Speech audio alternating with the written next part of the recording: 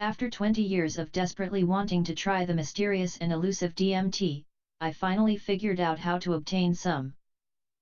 The package arrived and I fished out a small baggie of light yellow powder. Interesting, I was expecting it to be white.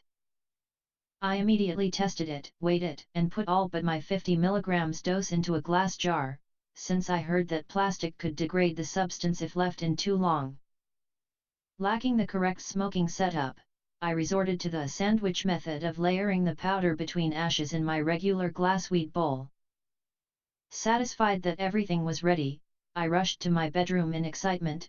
This was it, the day had finally arrived. Was I going to meet the famous machine elves? Was I going to astrally fly to outer space? Was I going to learn the secrets of the universe? I couldn't wait to find out. It was early evening and dark outside.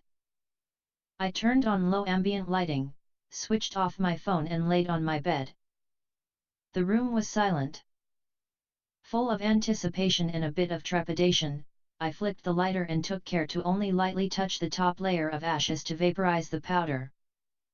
I took a deep drag and automatically tried to stem the rising smoke from the bowl before I was ready to take the second hit. The effects hit me like a freight train within 2 to 3 seconds in a most unexpected manner. My surroundings exploded into bright fractals that reminded me of colorful Hindu-type designs. I felt a light body load sweep over me that seemed to originate from the upper chest.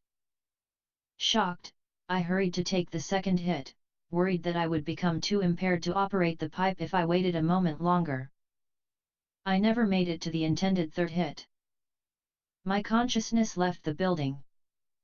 I entered what I can only describe as a waking dreamlike state. I didn't feel the sensation of leaving my body, I just seamlessly blipped into another reality. I didn't feel the sensation of leaving my body, I just seamlessly blipped into another reality. There was nothing notable or distinctive about this place.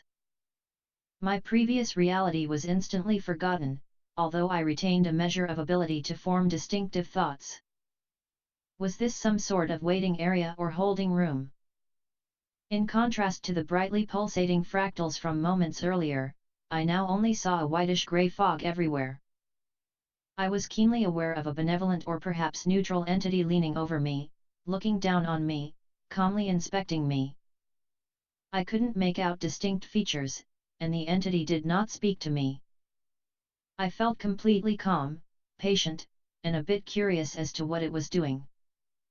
I understood only after the trip was done, that this was the gatekeeper who would direct my journey, because I soon blipped again and everything changed drastically a second time.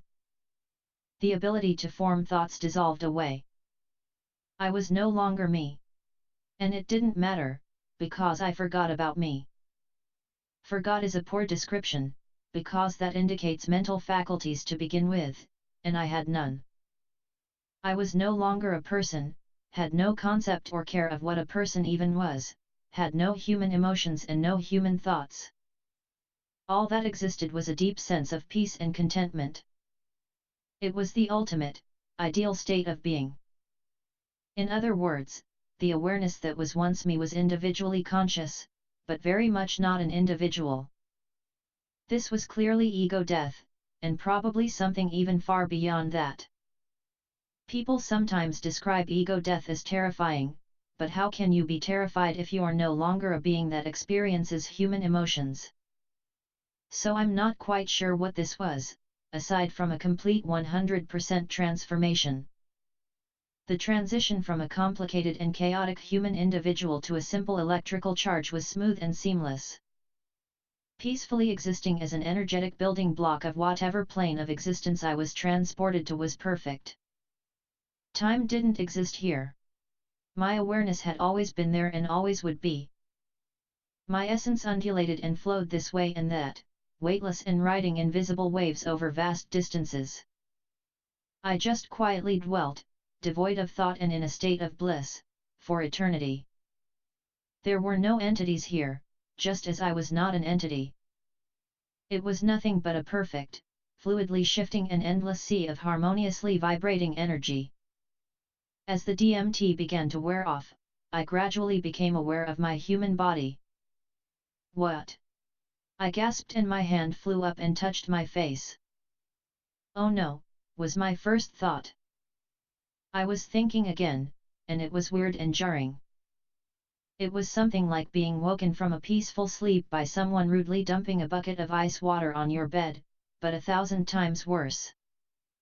Then, sobering up very swiftly, I remembered everything. My human life on Earth. I was Megan, I remembered her now. I had taken drugs. No. This was such a cruel development. This wasn't fair. My real life was back there, in the blissful sea.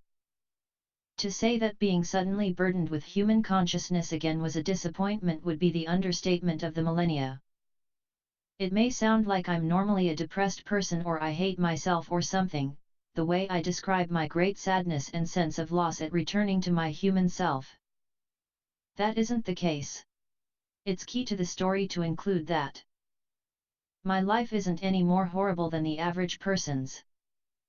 In retrospect, I find it quite curious that transitioning into a bolt of electricity was seamless and unnoticeable, but transitioning back to what's supposed to be my normal self felt unnatural.